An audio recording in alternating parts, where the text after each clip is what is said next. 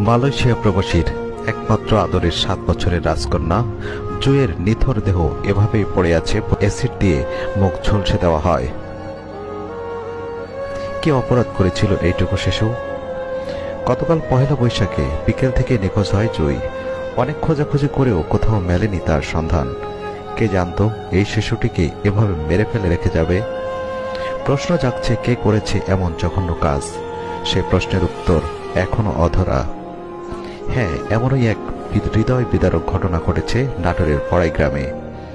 সকাল 10টায় উপজেলার চান্দা ইউনিয়নের গারফা বিলের একটি ভুট্টা ক্ষেত থেকে এই মরদেহ উদ্ধার করা হয়।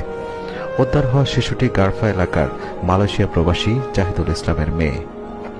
আমি শুনতে পেলাম যে আমার গাটা উত্তরপাড়াতে একটা মেয়ে, ছোট বাচ্চা ভুট্টার খেতে তাকে মারি ফেলা হয়েছে। ওখানে লোকজন যাতায়াতারিতে দেখে আমি পরে ওখানে আসলাম যে আসলে কি ঘটনাটা। আপনি প্রথম খুঁজতে খুঁজতে মাটিনে গেছি, মাটিনে পাইনি, পানা পড়েছে। আচ্ছা, তারপরে ধরো অনেক ঘটনা এরকম ঘটে। এবারে আমার মনের ভিতরে খালি কিরকম যেন করতেছে। আমি সবাই আমি শিখছি, সবাই একটা দৌড়ারি কোলে ভারী তো টিভি আছে পড়া, মানুষটা আবার ভরে গেছে।